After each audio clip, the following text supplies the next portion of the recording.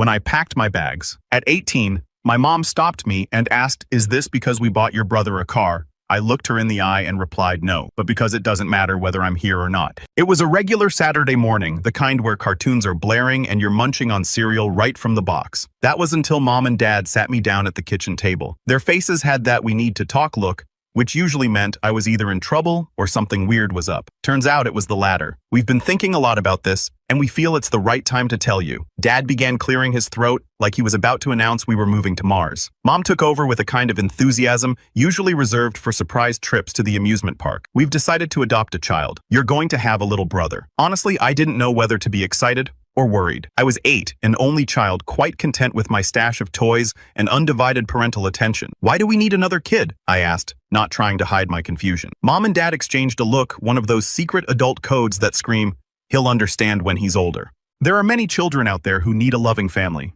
Mom explained. "We have a lot of love to give, and we think it's a good thing to share that with a child who doesn't have what you do." It sounded noble when she put it like that, but all I heard was, I might have to share my room, my toys, and worse, my parents. 2 months later, enter Stephen. He was 7 a year younger than me, with this mop of curly hair and a shy smile that didn't quite reach his eyes. He was from a rough background, foster homes and all that. The first few days he was as quiet as a mouse, tiptoeing around the house like he was walking on glass. But quiet didn't last long. It took Stephen about a week to start showing his true colors. He had this knack and almost genius way of manipulating Mom and Dad. He could turn tears on and off like a faucet, and somehow he always seemed to know exactly what to say to win them over. At first, I thought it was cool having a little brother. I tried to show him the ropes, how to sneak extra cookies, the best hiding spots for hide and seek, and even shared my favorite comics with him. But soon, it felt like he was the puppet master, and we were all dancing on his strings. His first masterstroke, the toys. My birthday rolled around, and I was stoked about the new bike I'd been hinting at for months. But when the day came, there was no bike. Instead, there was this fancy remote-controlled car for Stephen. Stephen has never had a real birthday party, or gifts like you've had, Dad explained when I asked. My 8-year-old brain couldn't comprehend it. Why did my birthday have to be about making Stephen happy? And that was just the start. Christmas came and the pattern continued. I got socks and books. Stephen got the latest video game console. I remember staring at the tree, feeling this knot in my stomach as Stephen tore through his gifts with glee. When I asked why Santa favored him, Mom pulled the "he's had it rough" card again. As the months rolled into years, this favoritism only got more blatant. Stephen was a natural at playing the victim, and my parents ate it up. If anything went wrong, somehow it was my fault, and Stephen was the injured party. The worst part? He knew exactly what he was doing. After every argument, once the parents were out of earshot, he'd shoot me this smug grin that made my blood boil. It wasn't just at home either. We'd go out, and it would always be about what Stephen wanted. My favorite place in the world was this local pizza joint. They had the best cheesy garlic bread and arcade games. But Stephen, he was all about McDonald's. I hated McDonald's, but guess where we ended up 9 times out of 10? Yep, under the Golden Arches. It was during one of these McDonald's trips that I first seriously thought about how unfair everything was. There I was picking at my nuggets while Stephen devoured a Big Mac like he owned the place. I remember thinking, this isn't right. Why am I the one who always has to give up what I want? My parents had an answer for everything, though. Stephen needs more attention because of his difficult childhood, they'd say. Or Stephen feels left out, and we need to make sure he feels part of the family. It was always some reason that made my feelings second tier. By the time my 16th birthday was on the horizon, I had a sliver of hope that maybe, just maybe, things would be different. My parents had started talking about throwing a party at the pizza place. It sounded too good to be true, and it was. Leading up to the party, Stephen's moodiness hit new heights. He sulked and pouted, making everyone around him miserable. I tried to ignore him, focusing on the guest list and the menu, anything to keep my spirits up. But deep down, I had that nagging feeling, the feeling you get when you know the storm is coming, but you hope maybe it'll pass you by this time. Spoiler alert, it didn't. So that's the scene set me. A kid who just wanted to feel like he mattered to his own parents, and Stephen the mastermind always 2 steps ahead. It was a recipe for disaster. And as my 16th birthday proved, disaster was exactly what was on the menu. As the years dragged on, the dynamic in our house didn't get any better. If anything, it got worse. Stephen was growing into his role as the golden child, and I was well just there. It felt like I was just another piece of furniture, occasionally useful, mostly overlooked. Take any random Saturday.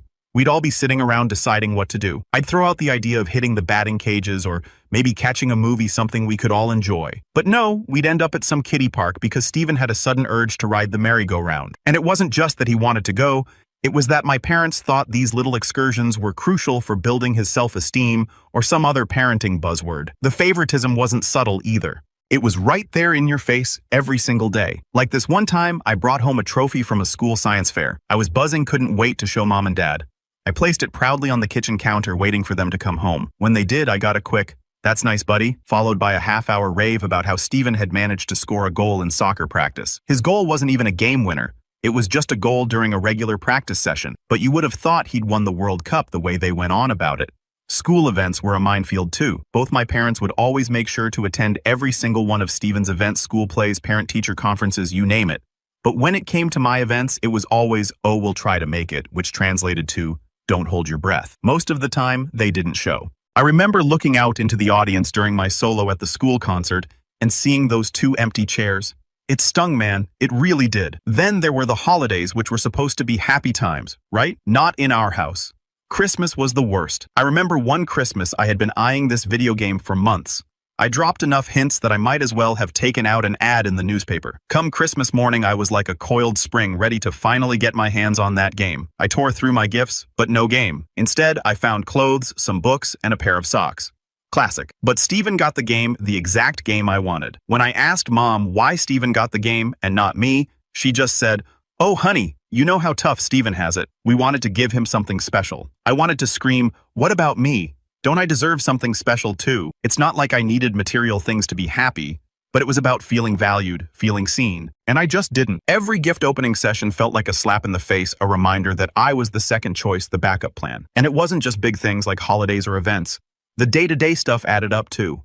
Like food, yeah, even what we ate. If Steven wanted pizza and I wanted burgers, we'd be eating pizza. If I wanted to watch a movie and Steven wanted to play video games, the TV was his. My wants and needs were always sidelined. It was like living in a twisted version of that old saying, "What's mine is yours and what's yours is yours." The resentment built up like layers of dust on old furniture. It was gradual, but undeniable. I started spending more time alone in my room, headphones on, just trying to block out the unfairness of it all. I grew quieter at dinner, spoke less about my day and my achievements because what was the point? They weren't really listening, not unless it had something to do with Steven. Even my friends started to notice. They'd ask why I never invited them over anymore, or why I always seemed down. I'd shrug it off, not wanting to get into it. How do you explain that your family treats you like an afterthought without sounding like you're throwing a pity party for yourself? The worst part was I started to question if maybe there was something wrong with me. Why wasn't I good enough to warrant the same attention and love? I'd lie awake at night wrestling with these thoughts, feeling like maybe I just wasn't as lovable or as interesting as Steven. It was during one particularly low evening, right after another celebratory dinner for some minor achievement of Steven's, that I decided I couldn't do it anymore. I was up in my room, the sounds of their laughter drifting up from downstairs. They were probably toasting to Steven's mastery of some video game level or another. That night I started to plan. Plan not just idle daydreaming, but actual planning. How could I get out? What did I need to do to make a life for myself where I was the priority? It wasn't just about getting away from them. It was about finding a place where I could matter. By the time my 16th birthday rolled around, I was more than ready to see if they'd throw me the bone of acknowledgement, if they'd finally for once make it about me, even just for a day. But deep down, I knew better. I knew that hoping for change was like wishing for snow in July, unlikely and unrealistic. But a part of me, that little kid who still wanted his parents to see him, to love him, couldn't help but hope. My 16th birthday was supposed to be a turning point, a day just for me, celebrated at my favorite pizza place with all my friends. For once, I thought maybe, just maybe, things would be different. The week leading up to it, I was actually feeling a bit of that birthday excitement, like maybe this year wouldn't be a total bust. Mom and Dad had started making the right noises about the party a month in advance. They talked about booking the whole venue, which wasn't huge, but was perfect for what we needed. They even discussed the guest list with me, making sure no one was left out. It felt good planning something that was all about me for a change. I picked out the menu, extra cheesy pizzas, garlic knots, and of course, a giant lemon soda tower. Everything was set down to the arcade tokens for everyone. As the day got closer though, Steven started acting up. He was moodier than usual, quieter in some ways, but more explosive in others.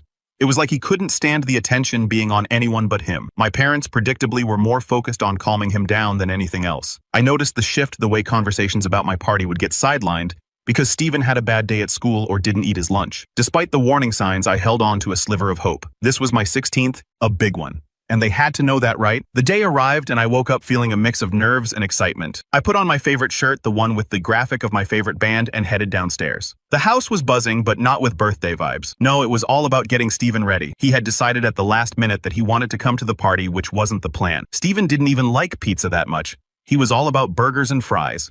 But there he was, getting fussed over like he was the guest of honor. By the time we got to the pizza place, I was already feeling a bit edged out. My friends started arriving and that helped. We jumped into games, the noise and chaos of the arcade drowning out my frustration for a while. It was great. We laughed, competed for high scores, and stuffed ourselves with slice after slice of pizza. Then came time for the cake. I had specifically asked for a vanilla cake with raspberry filling, my favorite. I was looking forward to that sweet end to a pretty good day. But as the staff brought out the cake, I saw it immediately. It wasn't vanilla. It was chocolate, dark rich chocolate, the kind Steven loved. Confusion turned to annoyance real fast. I watched as they set the cake down in front of me, candles flickering. The room sang happy birthday, but the words felt hollow. I turned to my parents, trying to keep the accusation out of my voice. What's with the chocolate cake? You know I hate chocolate. Mom's face went through a series of emotions before settling on a forced smile. Well, honey, since Steven's birthday is next month and he loves chocolate, we thought we could celebrate a little for him too today. It's like a pre-birthday treat. I couldn't believe what I was hearing. One day my birthday was suddenly about Steven again. I glanced at him, and there was that smug little smile, that look that said he'd won without even trying. I lost it. How dare you? I shouted, louder than I meant to. The room went quiet, all eyes on me. It's my birthday. Can I have just one day? One day that's about me without him stealing it? Steven's act kicked in full force. He put on a baffled face and looked innocently at our parents. But we talked about this, didn't we? You said it was okay. Why are you being so mean? I stared at him speechless. We hadn't talked at all. This was the first I'd heard about the chocolate cake scheme. Before I could say anything else, Dad stepped in, his voice stern enough. That's no way to talk at your birthday party. Apologize to your brother. That was the last straw. Apologize to him for what? For wanting my birthday to be my own. I didn't apologize. Instead, I turned and walked out of the pizza place. I could hear my friends muttering, my parents calling after me, but I didn't stop. I walked out into the parking lot, fuming, hurt, and utterly defeated. After a few minutes, my best friend Mark came out. He didn't say much, just stood with me, which I appreciated. We didn't go back inside. Instead, we talked about random stuff, anything but the disaster the day had turned into. Eventually, Mom came out, her face a mix of anger and worry. Come back inside, she said.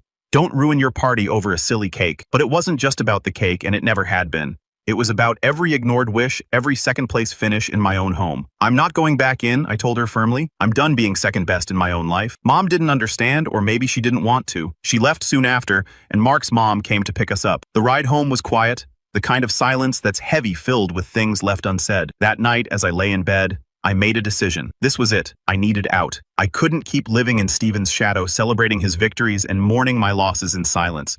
I needed a plan, a way to carve out a space where I could be the priority, where my birthdays would be about me, and my achievements wouldn't play second fiddle to anyone else's. So, I started planning in earnest this time. My escape was no longer a distant dream. It was a necessity, and I was going to make it happen no matter what. After the birthday disaster, I was more determined than ever to get out. Every day in that house felt like I was just taking up space, a placeholder, until the next Steven-related event. It was clear I needed to do something if I wanted any shot at a life where I was more than an afterthought. I started by getting more hours at the local grocery store where I'd been working part-time. The manager liked me well enough and was sympathetic when I explained I was saving up for college and needed any extra shifts I could get. Money was my ticket out, and I was going to earn every penny I needed to make my escape. Every shift I worked, every aisle I restocked, I was thinking about the future. It wasn't just about leaving. It was about building something new. I started looking at college's scholarships, anything that could get me farther away and give me a fresh start. The planning wasn't just about the logistics of moving out. It was about making sure I wouldn't have to come back. I started squirreling away money in a savings account my parents didn't know about. It wasn't much, but it was mine and it was hidden. I felt a bit like a spy sneaking around gathering intel and resources for my big break. In school, I buckled down on my studies. Grades had always come fairly easy to me.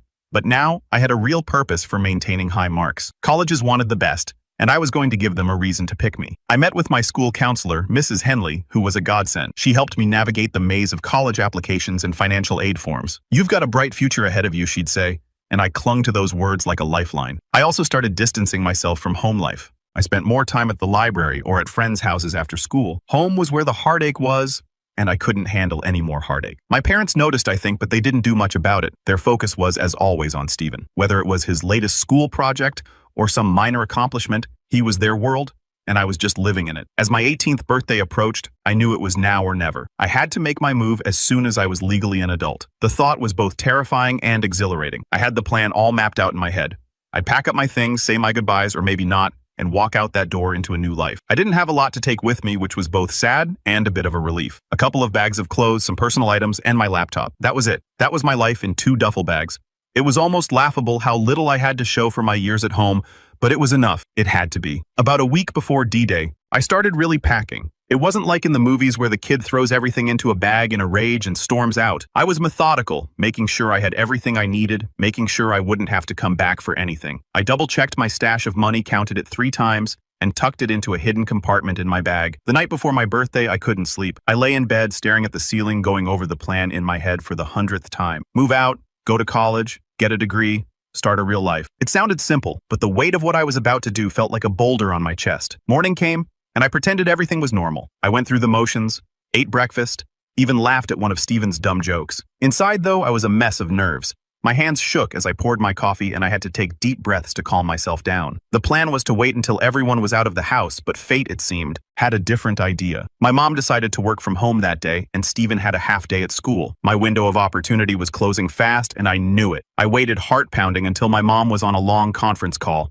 Then I grabbed my bags, which I'd hidden under my bed, and tiptoed down the stairs. Every step was a thunderous echo in my ears.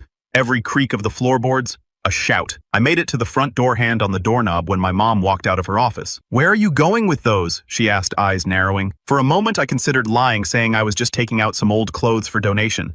But I was done lying, done pretending. "I'm moving out," I said, my voice steadier than I felt. The look on her face was a mix of confusion and concern. "Moving out? Why? What's wrong?" "Everything's wrong," I replied. "I can't do it anymore. I can't live here feeling like a ghost in my own home." Mom was silent for a moment. Then she said, "Is this about Steven? Is this because we got him a car for his birthday?" It was so much more than that, but how could I explain years of neglect in a single conversation? "It's not just about the car," I said. "It's about every birthday, every Christmas, every single day feeling like I'm second best." We stood there at an impasse, neither of us sure what to say next. Finally, my mom stepped aside. "If that's what you think is best," she said quietly. I nodded, opened the door, and stepped out into the sunlight. It was the hardest and easiest thing I'd ever done. As I walked down the driveway, I didn't look back. I couldn't. I had to believe that there was something better ahead, something worth all this pain. And as I climbed into the cab of my friend's truck, who'd agreed to help me move, I felt a mix of fear and relief. I was free, finally, irrevocably free, and there was no going back. I had arranged for my friend's older brother Phil to pick me up. He was one of the few people I'd confided in about my plans. He understood why I needed to leave, and he supported me without question. His beat-up truck rolled up to our house just past 10 a.m., right on time. I dragged my bags out the front door, taking one last look around before I closed it behind me. Phil gave me a nod as I loaded my bags into the back of the truck. "You ready for this?" he asked, his expression serious. "As ready as I'll ever be," I replied, trying to sound more confident than I felt. The drive to my new apartment in the nearby city was quiet. I spent most of it looking out the window, watching the familiar landscape slowly give way to the new, unknown streets of my future home. It was a mix of suburban sprawl and urban clutter, a far cry from the neatly manicured lawns of my old neighborhood. The apartment was in a modest building, a bit run down, but it was mine. It was a tangible piece of my independence, something I had secured on my own. The rent was affordable thanks to a deal I'd worked out with a friend of a friend who owned the place. It wasn't much, just a one-bedroom with a tiny kitchen and a living room that you could cross in 3 strides, but it was a fresh start. Phil helped me unload my bags and carry them up to the 3rd floor. There was no elevator, and by the time we reached my apartment, I was out of breath but exhilarated. This was it, my new home. "Not bad, huh?" Phil said as he looked around the sparse room. "A little paint, some curtains, and it'll look pretty good." I nodded, my mind already racing with ideas on how to make the space my own. "Yeah, it's perfect." After Phil left, I spent the first few hours just unpacking and arranging things. I didn't have much, so it didn't take long. I set up my laptop on the small desk in the corner of the living room and hung a few posters on the walls. It was bare, but it was a beginning. That first night, I lay in bed in my new apartment, listening to the sounds of the city. Cars honked, people shouted, and somewhere nearby, a dog barked incessantly. It was noisy, so different from the quiet, oppressive atmosphere of my parents' house. Here there was life, chaos, and it was invigorating. The next few weeks were a whirlwind of activity. I enrolled in the local college using the scholarship I had secured to cover most of the tuition. I found a part-time job at a nearby cafe which gave me enough income to cover my living expenses and start building some savings again. College was a revelation. I was studying subjects I cared about, meeting people who were interested in the same things I was. For the first time in a long time, I felt like I was where I was supposed to be. I threw myself into my studies, determined to make the most of this opportunity. But it wasn't all smooth sailing. There were moments of doubt, nights when I lay awake wondering if I had made the right decision. The break from my family was harder than I had anticipated. There were times I missed them, or rather, the idea of them. I missed what I had always hoped our family could be, not what it actually was. Those moments of weakness were tough, but I pushed through them. I had to. Going back wasn't an option. I knew that no matter how hard it got, it couldn't be worse than feeling invisible in my own home. As I settled into my new life, I began to feel more and more confident in my decision. I made friends, good friends who supported and encouraged me. I was doing well in my classes, and my professors were taking notice of my hard work. I had escaped. I had taken control of my life, and I was building something new, something that was all mine. And for the first time in a long time, I looked forward to what the future held. I wasn't just surviving. I was thriving. And I knew that no matter what challenges lay ahead, I had the strength to face them. I was no longer the overlooked second son.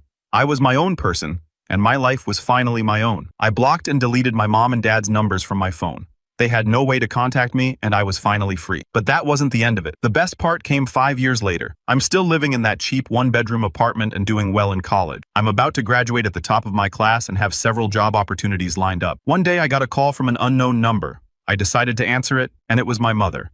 She was crying and wailing and said she'd been searching for me all this time. She had gotten my number from the friend who helped me move. After 5 years, I had kind of moved on, so I was more sympathetic with her. We didn't talk much on the phone, but agreed to meet in person. I refused to give them my address, so we met at my favorite pizza place. I had to travel back in my car, but I didn't want to alert them even to the name of my city. She brought my dad with her, and they asked me how I was doing, etc. Seeing as the conversation was just going in circles, I told them that I'm waiting for their apology. They both looked at me with a blank look and said, "Apology? Apology for what?" Then they proceeded to explain how I am the one who should apologize for leaving their house without notice. I didn't get angry this time and just kept listening. My mom explained how Steven had asked for a car for his 20th birthday, and they had bought it for him, but now they were in debt. So they basically contacted me just to ask me for money so they could spend it on that darn Steven again. Well, I had made a lot of contacts in college, and there was this one guy that could print counterfeit currency in mass numbers. I told my parents, I'll send them the money in cash, and they hugged me and said that I was doing the right thing. They insinuated that this would be considered my apology, and I just smiled in return. Next week, I sent them thousands of dollars, except the notes were fake. I did this because I had a premonition about what they would do with this money, and I was right. They gave it all to Steven, who decided it would be a great idea to take that money to a casino. While my parents didn't suffer any consequences, the casino had Steven arrested, and he was put in jail. I blocked my parents' number once again, and I'm currently enjoying a spa weekend with my beautiful girlfriend. Jail versus spa, it's pure bliss.